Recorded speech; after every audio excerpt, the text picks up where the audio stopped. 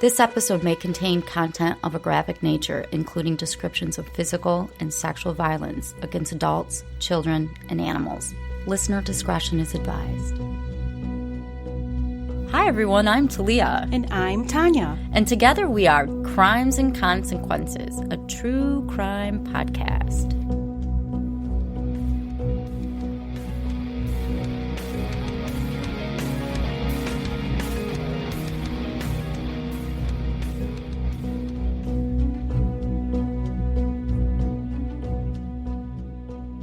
Hi, Tanya. Hi, Talia.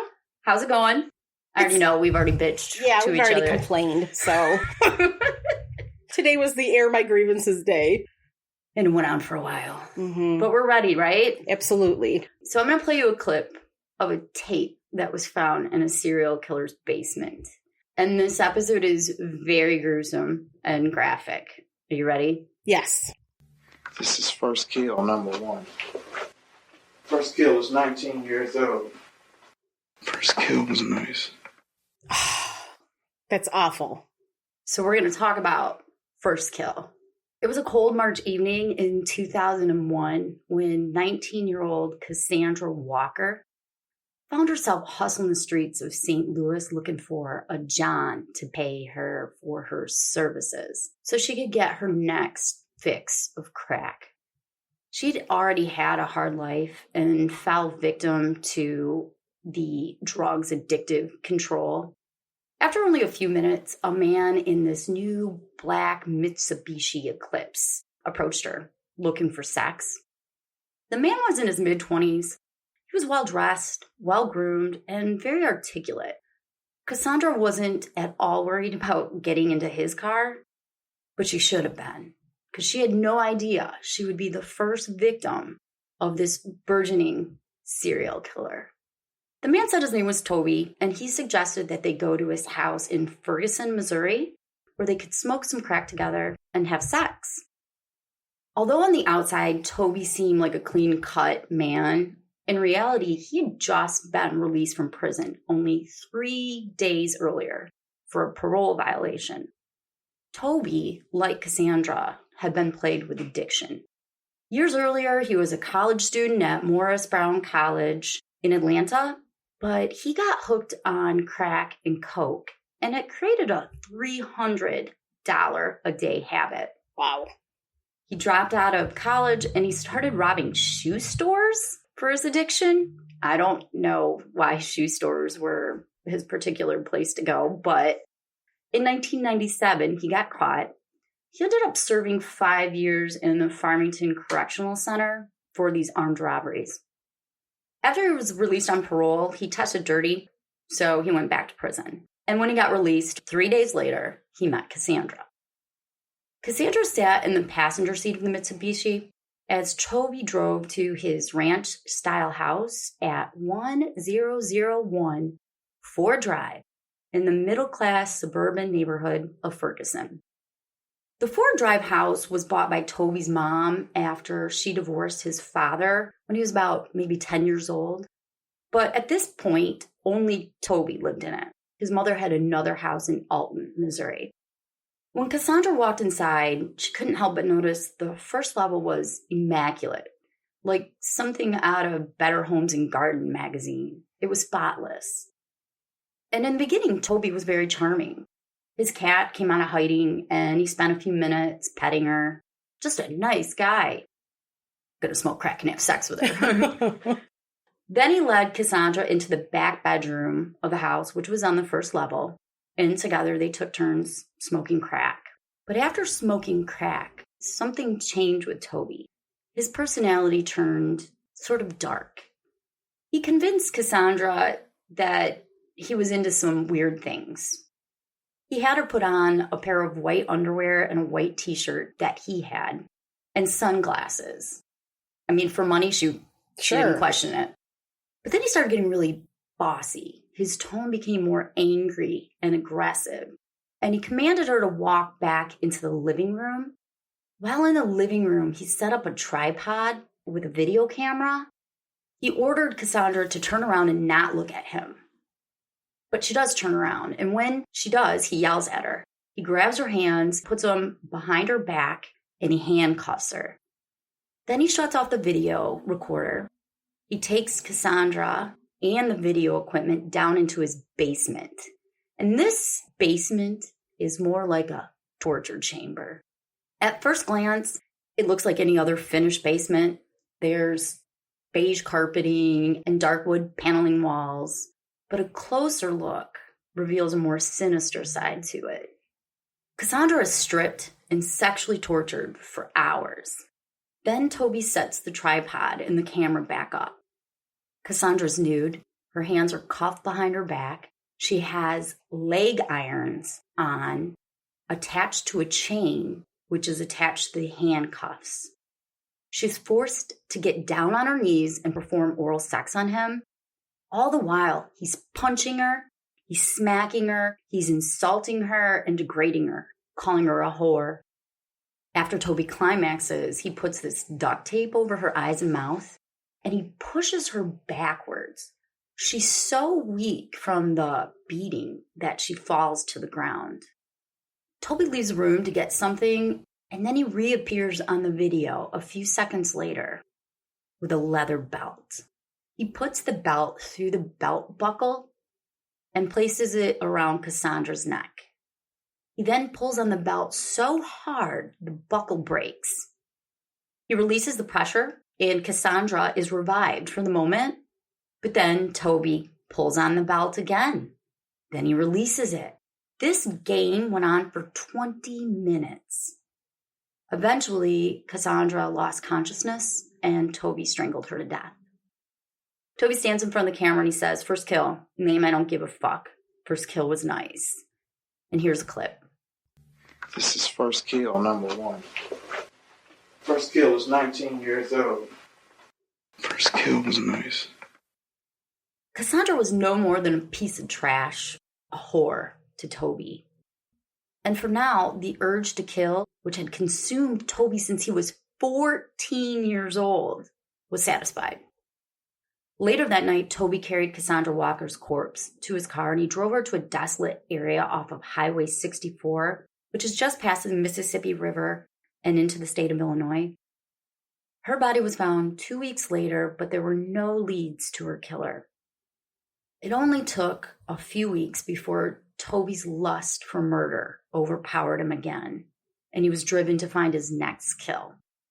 In the spring of 2001, 34-year-old Alicia Greenway was down on her luck. She was a mother of 2 who found herself addicted to crack and selling her body to feed the habit. In March of that year, she had just gotten released from prison and was back out on the streets of East St. Louis hustling. She often stayed at the home of Reverend Inuka Wanguzi, who opened her house to Society's Throwaways as part of a community outreach program. Alicia didn't want to be the way she was, but she couldn't figure out how to beat this addiction. On April 1st, Alicia walked the streets of St. Louis, as I said, looking to score some crack. Later that night, the Reverend was awakened to the sound of her phone ringing. It was Alicia, and she seemed very animated and excited. She explained that she was at the home of a man she met that night and wanted the Reverend to speak with him. The man got on the phone, and the Reverend said to him, quote, "You got my girl over there?" End quote. He replied, "Yes, but you don't have to worry about her tonight because she's with me and she's safe." Of course, Alicia was far from safe. She was in Toby's lair, and he was getting ready to brutally torture her. While being videotaped, Alicia was stripped naked and forced to wear a military cold weather pile cap on her head. Do you know what that is? No. It's one of those winter hats that covers your ears and it's got a strap around the chin. It's a military hat. Toby had served 2 years as an Army Reserve, so it's likely that's where he got the cap from. And why she was forced to wear it, we'll never know.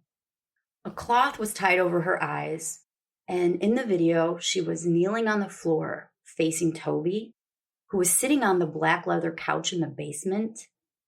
He forced her to perform oral sex on him, all the while berating her and calling her a whore. Then he gets up from the couch and he's holding what appears to be a stun gun in his hands. and he stops the video. Alicia's moved to a bedroom in the basement, and she's forced to lay on her stomach. Toby ties her hands to the headboard, and he starts the video again.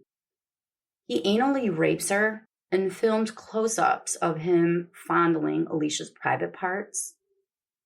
He leaves the basement bedroom for a few seconds, and he comes back with a Corona beer bottle, which he uses to rape her. As he's raping her with the bottle, he demands that she say, "You're my master, and it pleases me to serve you." And this is really hard to hear, but here's the clip. I can't hear you what you're saying. Say it clear. You are the master that pleases me to serve you. You are the master that pleases me to serve you. Stop for You are the master that pleases me to serve you. Later in the video, he says, quote, "You know I'm going to kill your sorry ass. You know you're in trouble, don't you?" Then he makes her apologize to him, telling her to say it, "Like I said, bitch." He asked her if she has any children, and when she tells him she does, here's what he says. You sorry? Yes, You sorry about what? everything. Jumping in the car with a motherfucker you don't know? Huh? Yes, You sorry? yes. You want to say something to your kids? Mama, sorry. Who raising your kids? Me and my mama, dad. You ain't raising. You on her in your back smoking crack. You ain't going home tomorrow. I'm going to keep you about a week. The videotape temporarily stops. When it starts back up, Toby is putting a chain around Alicia's neck. He begins choking her and says, quote, "Shut up, bitch. I'm not done with you yet." After a few minutes, on the video, you can see Alicia is dead. Alicia's body was later dumped on the road, and before Toby left her, as a final act of humiliation and control, he ran over her body with his blue Chevy Cavalier, because he has 2 cars. Alicia's remains were found only 9 hours after she made that phone call to the Reverend. And as with Cassandra Walker, there were no clues as to who killed her. Only a few days after Alicia's death, Toby found his next victim. It was a 44-year-old sex worker named Barbara Sparks. As with the other 2 women, she was brought to his house, sadistically tortured, beaten and strangled, and then dumped in a desolate area. She was found 3 hours later by some people walking. They came across Barbara's naked body. What, you just dump them like in a public area? Yeah, they're on in a bad area on a street with, Okay. from what I can gather, a lot of abandoned houses. Okay. At first, she looked dead, but as they approached her, they realized she was still breathing. She was rushed to the hospital, and doctors were actually able to save her. But due to the extreme violence inflicted upon her, she had severe brain damage, and she was never able to help authorities find her attacker. In fact, Barbara became a ward of the state of Illinois, and she is currently in a facility receiving 24-hour care. Oh, that's terrible. She never recovered from the brain injury. Semen was found inside her, so investigators were able to get a DNA profile, but they had no one to compare it with at the time. And later you'll hear that Barbara wasn't the only one to survive an attack from Toby. Toby's lust for violence and death continued to grow. And on May 15th in 2001, he was desperate for another victim. He cruised what's called the Stroll area of North Broadway in St. Louis. The Stroll got its name because it's an area where girls stroll back and forth looking to trade sex for money and drugs. That's where he met 36-year-old Teresa Wilson. Teresa was originally from Louisiana, and at the age of 17, she found out she was pregnant and she quit school.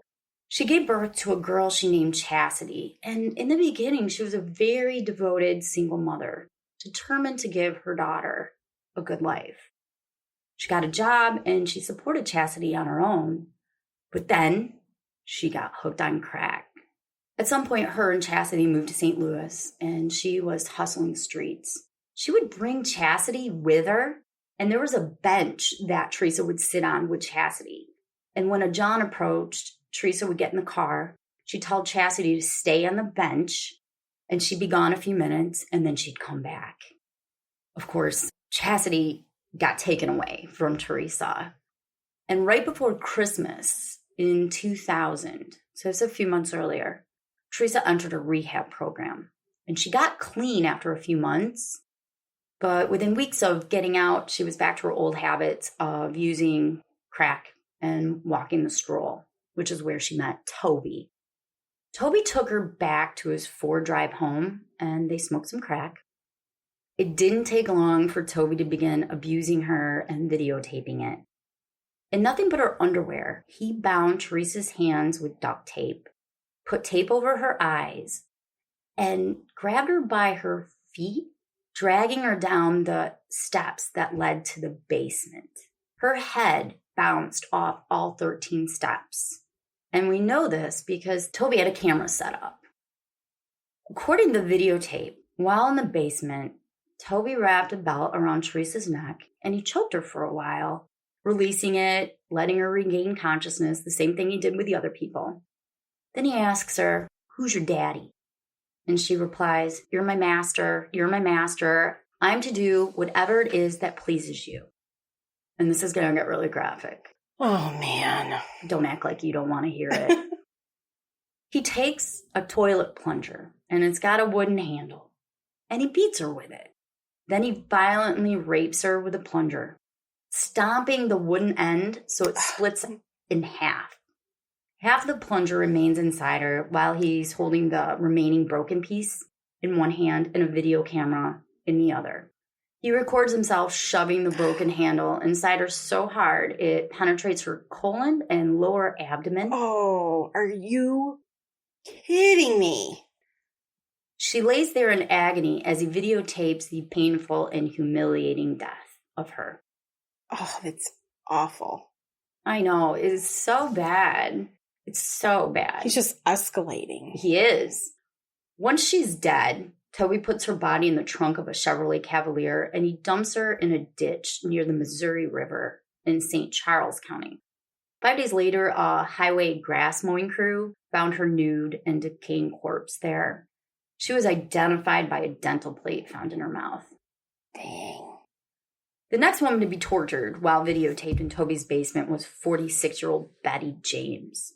In the basement, which by this time smelled of a mixture of death, fecal matter, vomit and piss, she was bound, tortured, beaten, and raped.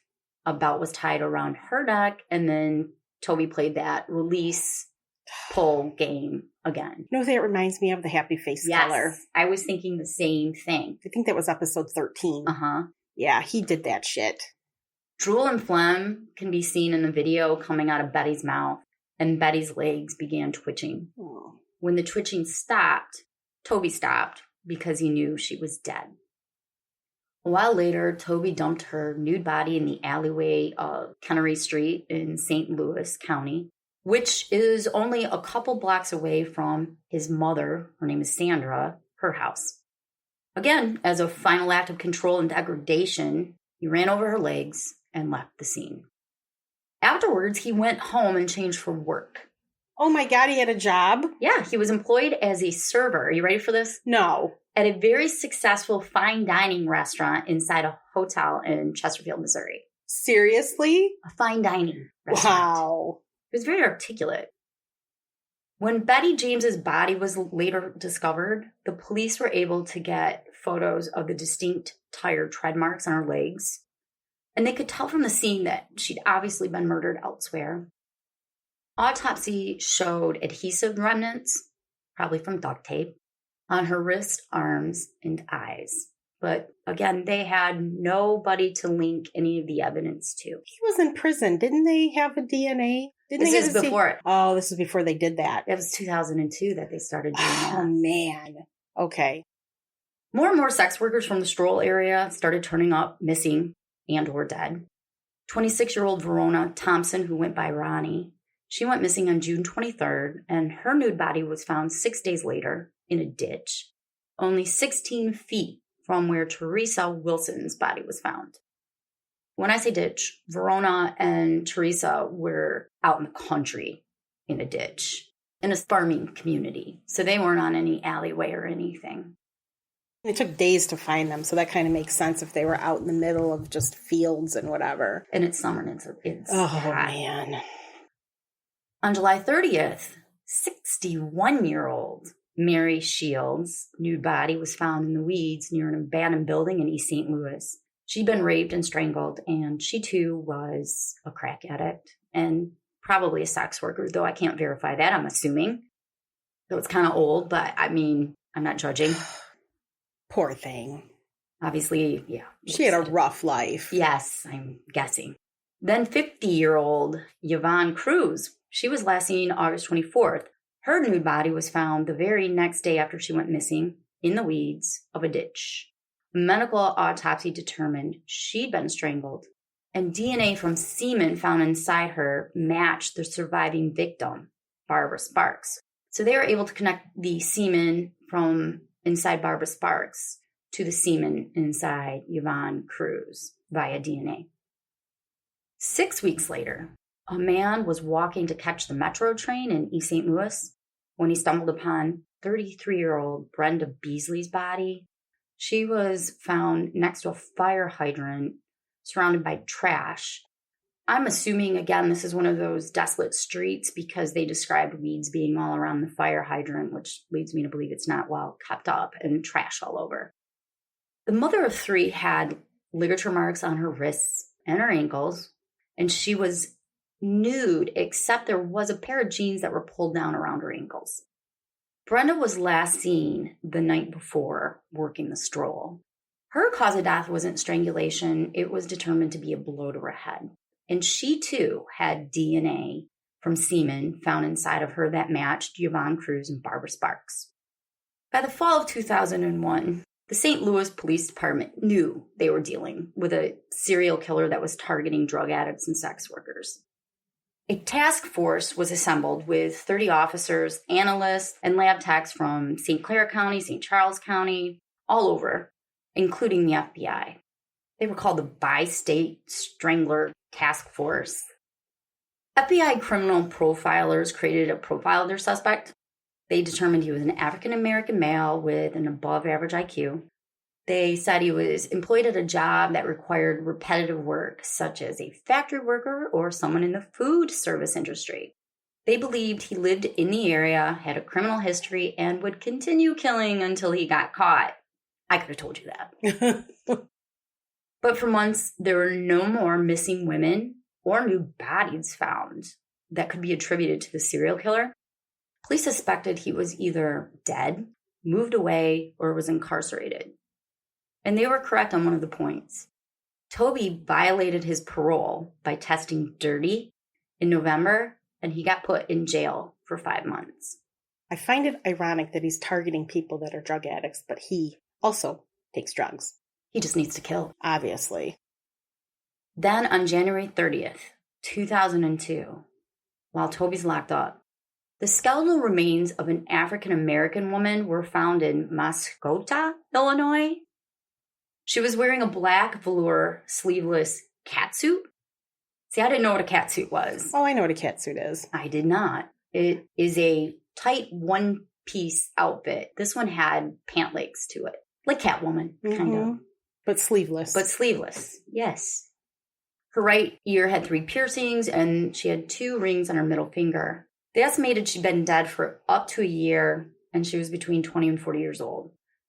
This woman had clearly suffered in her life, as evidenced by, you ready for this? Healed fractures of her nose, ribs, wrists, lower neck, and left ankle. Wow. So either she was in a car accident or she was abused. Eventually, authorities were able to link her as a woman in one of Toby's Snuff videos. However, to this day, her identity is still unknown. Oh, I hate when their identities aren't known. It's just so sad to me. I know, it bothers me too. And there's a sketch of her on our website, TNT Crimes, and more information that you can read about because somebody knows her. Then on March 11th, more skeletal remains were found in nearby Madison County, Illinois. They were again an African-American woman. She was believed to be between 23 and 40, which I thought was interesting. 23. 23 and not 22.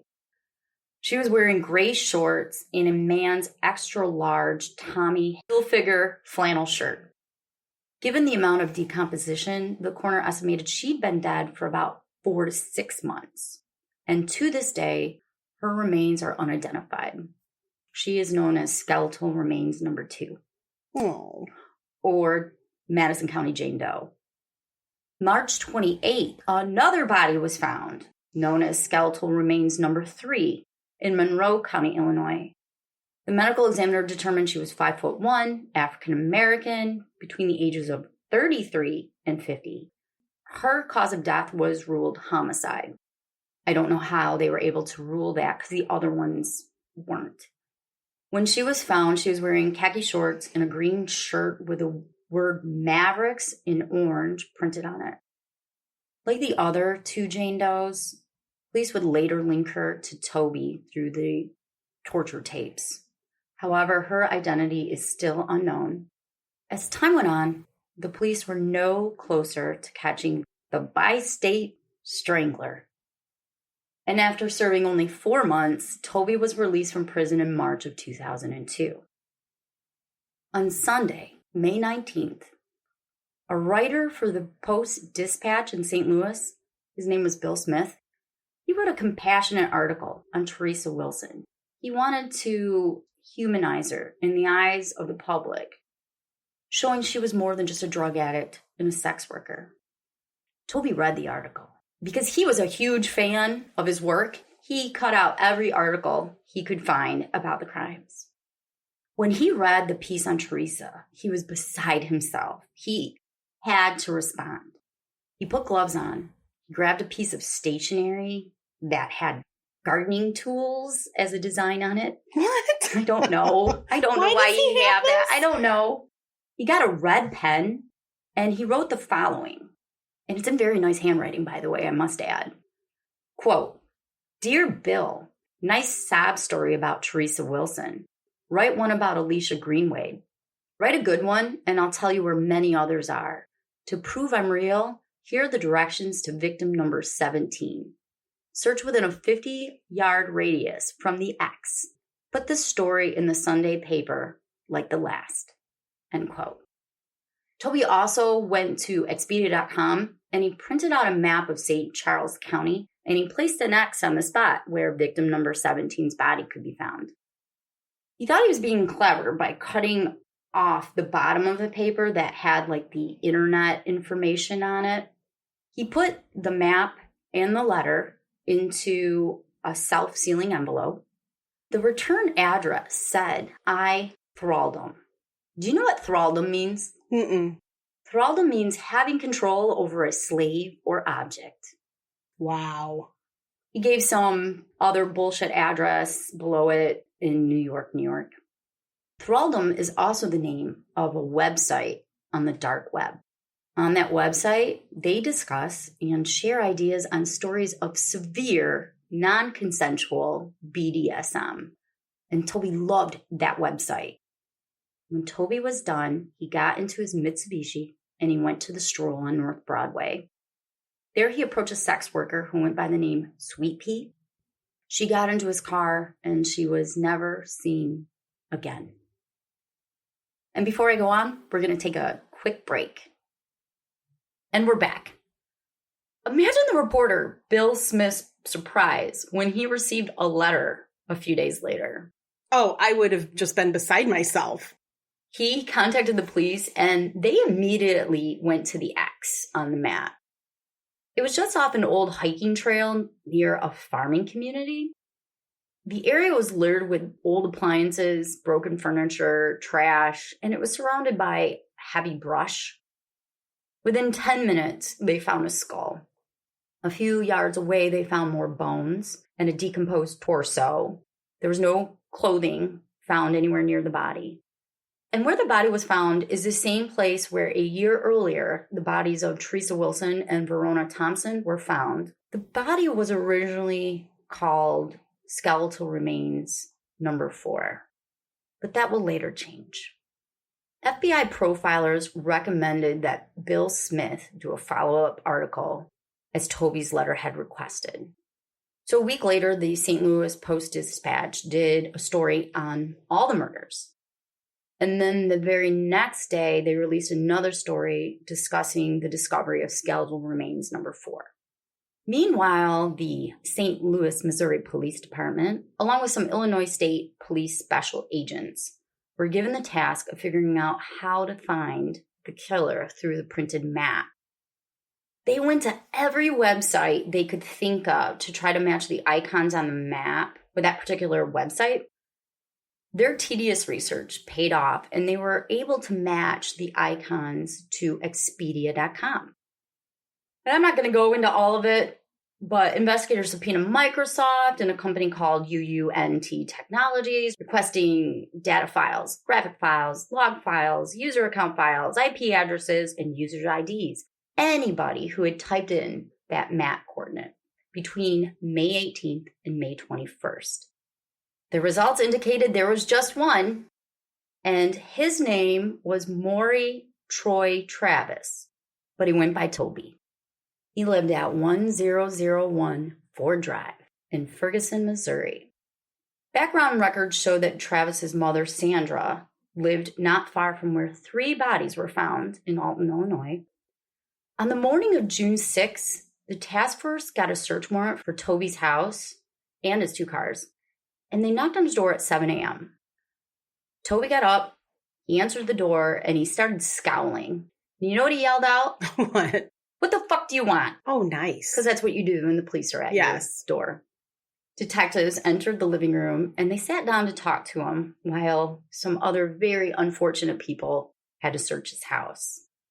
In his bedroom was a woman named Kim Williams. It was Toby's neighbor that he'd actually grown up with, and his new girlfriend. Lucky lady. Oh, man, she got a catch. Stop. She was laying on his bed. Officers told Toby, when they were sitting down talking, how they traced the map to his user account, and he responded by saying, quote, "that fucking computer," end quote. Then, this is really interesting. They showed him photos of the victims that had been recovered and identified. They were just photos they'd collected of them, and he asked them if he knew the women. He responded by saying, quote, "nah, don't know any of them hoes." Oh, nice. Quote. But then he slipped up. He gave the photos back to the police, and then he said, quote, "let me see them dead bitches again." Dead bitches. Dead bitches. Realizing his mistake, he mumbled, quote, "I'm toast." Yeah, you are. Because the police are going to find the 400 videotapes you also have in the basement. Oh, yeah, you don't even know what's in the basement that they're going to find. I ain't even gotten there yet. He was then arrested. Officers had to put on hazmat suits. Oh, man. To search the basement. The basement was described by officers as something out of a horror show. It smelled like death mixed with air freshener.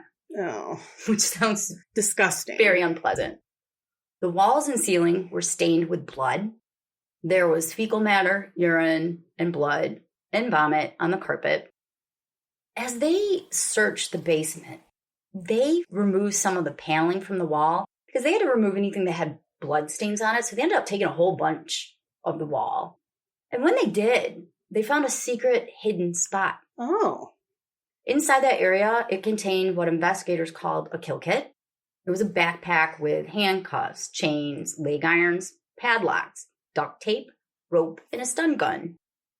There was also a hand-drawn blueprint of 2 prison cells that Travis planned on building in his basement. On another piece of paper found, Toby described how he would abduct and hold women in the basement. He detailed his fantasies about feeding them, using different restraining options, and his desire to make them wear diapers. Oh, Jesus. There were addresses for different websites that all discussed extreme bondage. And there was a book called, are you ready for this? This is a book I never want to read. The Research Guide to Bodily Fluids. Why would you ever? Why would you write that? Why do you want to read that? Who is reading this? Toby was. And who else? I don't know if you can get it on Amazon.com because I Googled it to see what it was about. It's available. The research guide to bodily fluids. Oh my God.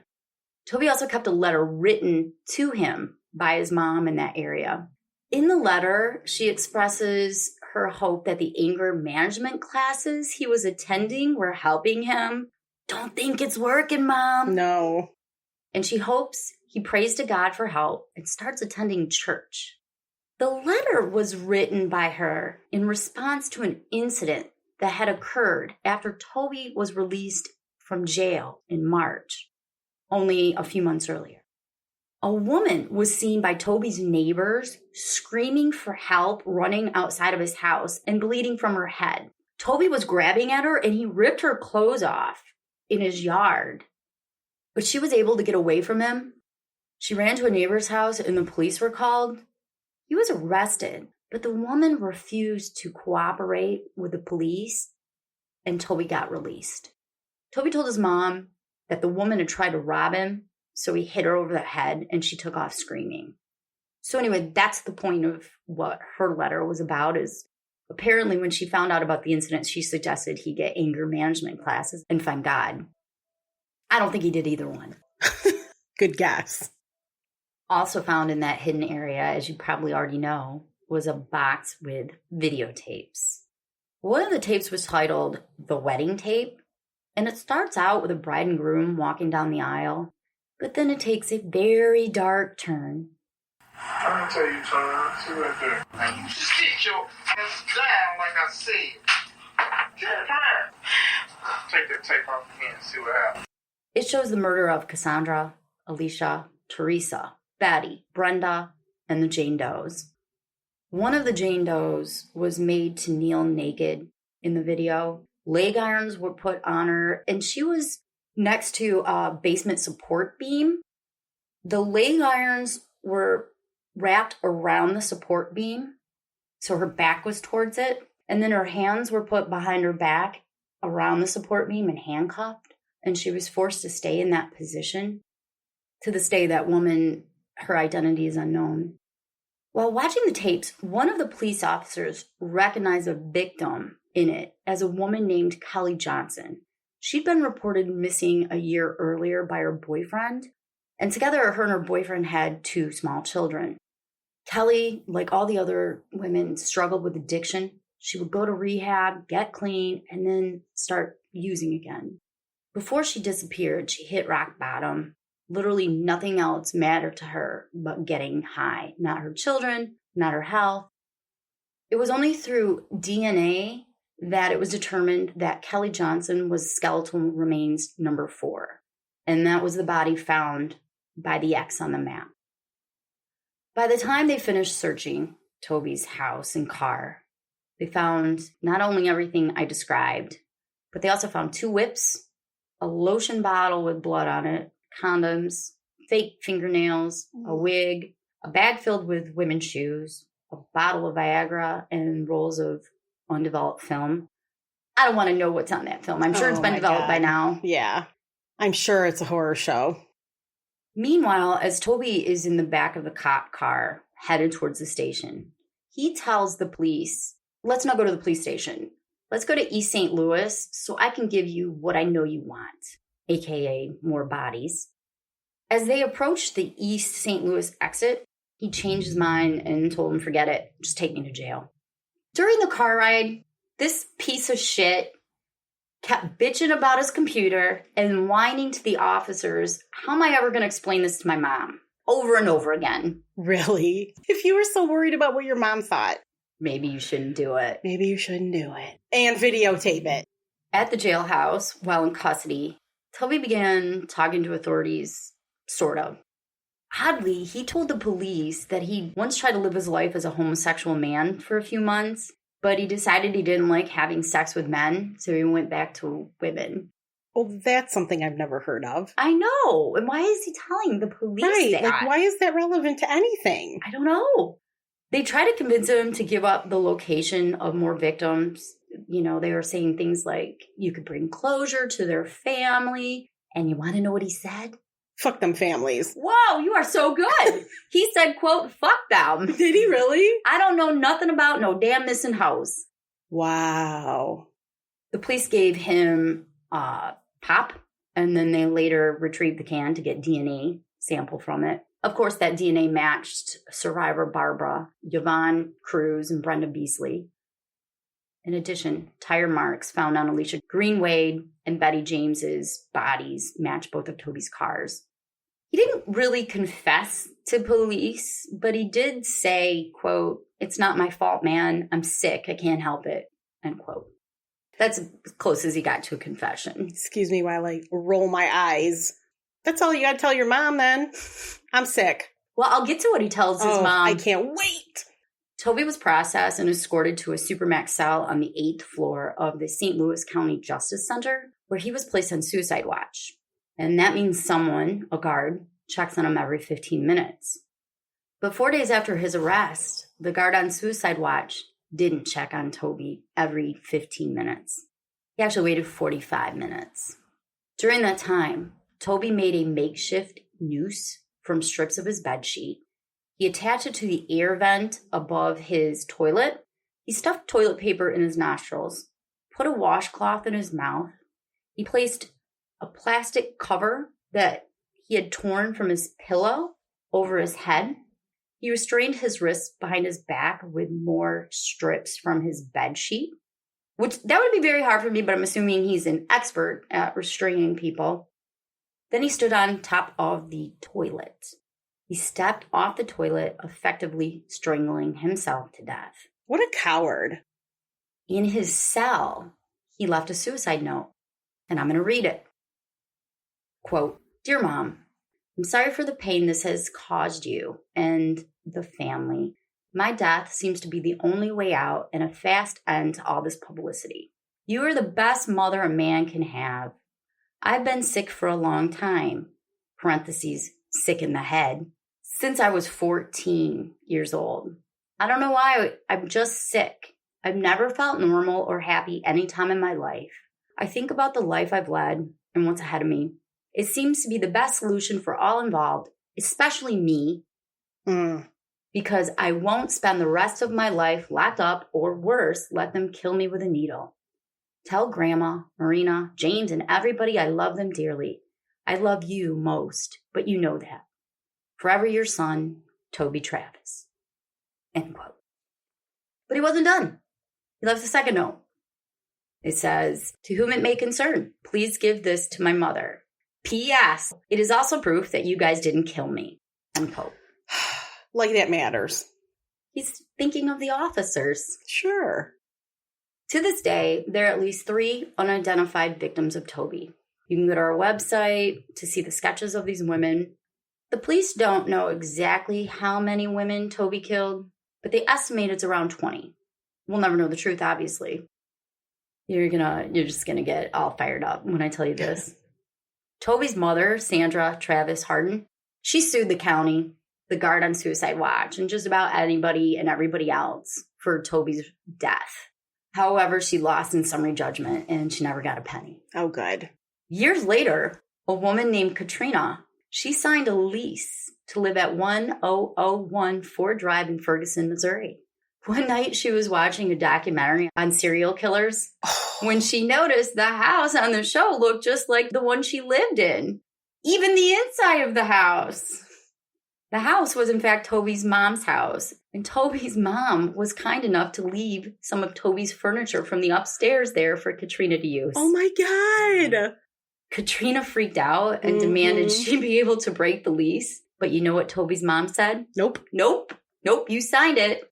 Eventually, St. Louis housing authorities stepped in and forced Toby's mom, Sandra, to allow Katrina to break the lease. Yeah, don't you have to disclose those types of things? This is back, or before any of that, those laws were put into place?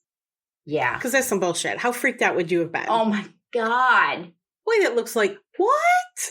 And the furniture? And going in the basement? Oh, man.